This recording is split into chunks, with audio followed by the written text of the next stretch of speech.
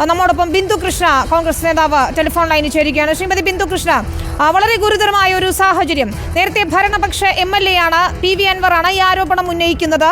ഇത്തരത്തിൽ RSS നേതാവുമായി ADGP കൂടിക്കാഴ്ച നടത്തി, തൃശൂർ പൂരം കലക്കുന്നതിലേക്ക് കാര്യങ്ങൾ എത്തിയത് അങ്ങനെയാണ്, ഗൂഢാലോചന നടത്തിയത് അങ്ങനെയാണെന്ന ആരോപണം ഉയർത്തി. ഇത് ദത്താത്രേയ ഹൊസബളെയാണ് കണ്ടത് എന്ന് വ്യക്തമാവുകയാണ്.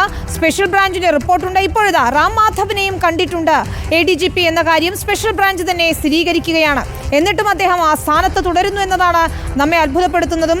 പ്രതിപക്ഷം നേരത്തെ VD സതീശൻ പറഞ്ഞതുപോലെ മുഖ്യമന്ത്രിയുടെ ദൂതനായാണ് ADGP അവിടെ പോയതെന്ന ആരോപണത്തിൽ എത്രത്തോളം കഴമ്പുണ്ടെന്നാണ് താങ്കൾ കരുതുന്നത്?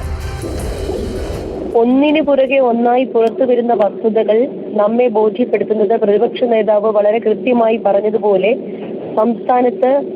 സംസ്ഥാനം ഭരിക്കുന്ന മുഖ്യമന്ത്രിയുടെ ദൂതനായിട്ടല്ലാതെ എന്താണ് ക്രമസമാധാന ചുമതലയുള്ള ADGPക്ക് RSS നേതാക്കന്മാരെ കാണുവാനുള്ള കാര്യം?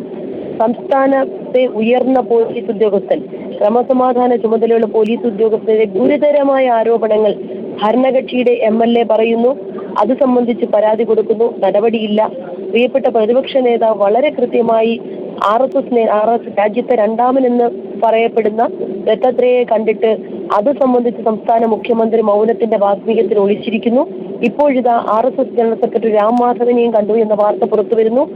RSSുമായി സന്ധി ചെയ്ത് ഗൂഢാലോചന നടത്തി കേരളത്തിന്റെ ക്രമസമാധാനം തകർക്കുവാൻ തൃശൂർ പൂരം കലക്കുക എന്ന് പറയുന്നത് പൂരപ്രേമികളെ മാത്രമല്ല ഓരോ മലയാളിയുടെ അഭിമാനമാണ് പൂരം. അത് കലക്കുവാൻ ഒരു കമ്മീഷണർ, സിറ്റി പോലീസ് കമ്മീഷണർ ശ്രമിച്ചു എന്ന് പറഞ്ഞ് കൈ കഴുകുന്നതിനപ്പുറത്തേക്ക് സ്പെഷ്യൽ ബ്രാഞ്ചിന്റെയും ഇന്റലിജൻസിന്റെയും ഇത്രയേറെ റിപ്പോർട്ട് ഉണ്ടായിട്ട് പോലും ഈ ADGPക്കെതിരെ നടപടിയെടുക്കാതെ ഇപ്പോഴും മുഖ്യമന്ത്രി അദ്ദേഹത്തെ എടുത്ത് തൊട്ടടുത്തിരുത്തിയിരിക്കുന്നത് ഇതുപോലുള്ള RSS ബാന്ധവം പുറത്തു വരാതിരിക്കാൻ, അല്ലെങ്കിൽ പിന്നെ മറ്റെന്തിനാണ്? ഇപ്പോൾ ശ്രീമതി ബിന്ദു കൃഷ്ണ, CPIക്ക് കൃത്യമായ നിലപാടുണ്ട്. അവർ ഒരു ശക്തമായ നിലപാട് എടുത്തുകൊണ്ട് തന്നെ ബിനോയ് വിശ്വം നേരത്തെ ചോദിക്കുകയുണ്ടായി, ഈ എന്തിനാണ് കൂടിക്കാഴ്ച, ഈ സത്യം എന്തെന്ന് കേരളത്തിലെ ജനങ്ങൾക്ക് അറിയണമെന്ന് സർക്കാരിനെ തന്നെ ചോദ്യം ചെയ്യുകയാണ്, മുഖ്യമന്ത്രിയെ തന്നെ ചോദ്യം ചെയ്യുകയാണ് CPI നേതാക്കൾ, ബിനോയ് വിശ്വം ഉൾപ്പെടെയുള്ളവർ. എന്നാൽ CPM സംസ്ഥാന സെക്രട്ടറി ഇന്നിപ്പോൾ അതൊരു നിസ്സാരവൽക്കരിച്ചുകൊണ്ട് അങ്ങനെ ADGP പോയെങ്കിൽ പാർട്ടി എന്തിനു മറുപടി പറയണമെന്നൊരു നിലപാടാണ് എടുത്തത്. ഭരിക്കുന്ന പാർട്ടിയുടെ സെക്രട്ടറിക്ക് പറയാനല്ലെങ്കിൽ പിന്നെ അത്തരം പദവികൾ അവരൊക്കെ എന്തിനാ ഇരിക്കുന്നത്?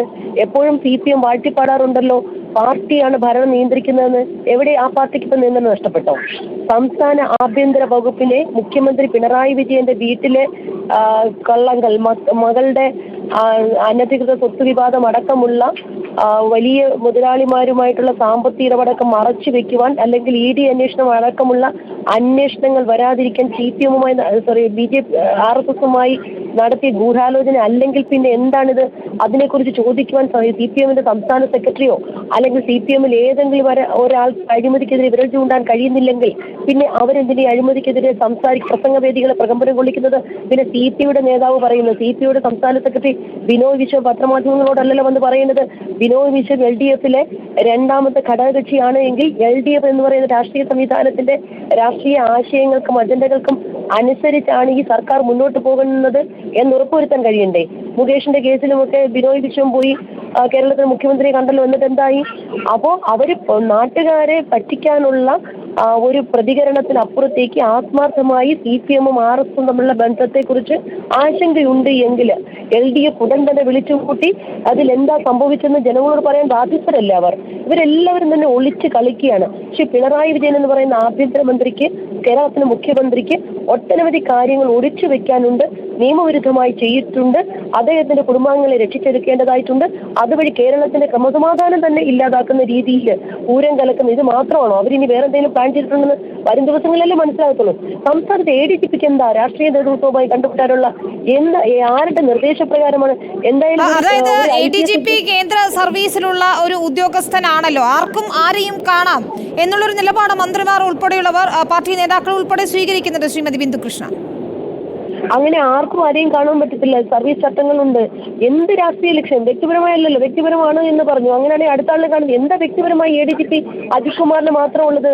സംസ്ഥാന DGP ആരെയും കാണാൻ പോകുന്നില്ലല്ലോ. ഇവിടെ അജിത് കുമാർ ആരോപണ വിധേയൻ ഒരു കേസിലാണ്, എത്ര കേസിലെ ADGP ആരോപണ വിധേയനായി നിൽക്കുന്നത്? വയനാട്ടിൽ ദുരന്തമുണ്ടായതിനു ശേഷം അവിടെ സന്നദ്ധ പ്രവർത്തനത്തിൽ ചെന്നവരും ദുരന്തത്തിന് ഇരയായവർക്കുമൊക്കെ ഭക്ഷണം കൊടുത്തതുപോലെ പൂട്ടിക്കുന്നതിന് നേതൃത്വം നൽകിയ ഉദ്യോഗസ്ഥൻ, എല്ലാം ഇപ്പോഴും ജനങ്ങൾക്കെതിരായിട്ട് നിലപാടെടുക്കുന്ന ഈ ഉദ്യോഗസ്ഥൻ, എന്നിട്ട് ആ ഉദ്യോഗസ്ഥനെ സംരക്ഷിച്ചുകൊണ്ട് സംസ്ഥാന മുഖ്യമന്ത്രി അദ്ദേഹത്തിനെതിരെ അന്വേഷണം നടത്തുന്ന ഹെഡ് മാസ്റ്റർക്കെതിരെ പിയൂൺ അന്വേഷണം നടത്തുന്ന പോലെ അദ്ദേഹത്തിനെതിരെ അന്വേഷണം നടക്കുന്നല്ലോ. എന്നിട്ട് മഹാപരിഷ്കൃത ആ മനുഷ്യൻ കാണിക്കുക. അത് അന്വേഷണ സംഘത്തിലെ ഉദ്യോഗസ്ഥന്മാരാരും എനിക്ക് റിപ്പോർട്ട് ചെയ്യേണ്ട, DGP റിപ്പോർട്ട് ചെയ്താൽ മതിയെന്ന്. ഈ ക്രമസമാധാന ചുമതലയിൽ ADGP അജിത് കുമാർ ഇരിക്കുമ്പോൾ അദ്ദേഹത്തിന്റെ കീഴെയുള്ള ഉദ്യോഗസ്ഥന്മാർക്ക് എങ്ങനെയാണ് അദ്ദേഹം കാണിച്ചിട്ടുള്ള കൊള്ളരുതായ്മകൾ റിപ്പോർട്ടായി സംസ്ഥാന പോലീസ് മേധാവിക്കോ സംസ്ഥാന മുഖ്യമന്ത്രിക്കോ മറ്റേതെങ്കിലും ഒരു ഏജൻസിക്കോ കേന്ദ്രത്തിൽ ഇതുമായി ബന്ധപ്പെട്ട ആൾക്ക് എങ്ങനെ കൊടുക്കാൻ കഴിയുമെന്നാണ് പറയുന്നത്? ഇത് ആളെ പറ്റിക്കുകയല്ലേ? 3.5 കോടി മലയാളികളെ വിഡ്ഢികളാക്കിക്കൊണ്ട് ശ്രീ പിണറായി വിജയൻ അദ്ദേഹത്തിന്റെ ഇഷ്ടക്കാരെയും തന്റെ ഇഷ്ടക്കാരായ പോലീസ് ഉദ്യോഗസ്ഥരും വെച്ച് കേരളത്തിന്റെ ക്രമസമാധാനം തകർത്തുകൊണ്ടിരിക്കുന്ന കാഴ്ചയാണ് നാം കാണുന്നത്. ശരി, വളരെയധികം നന്ദി ശ്രീമതി ബിന്ദു കൃഷ്ണ സംസാരിച്ചത്. ഇപ്പോൾ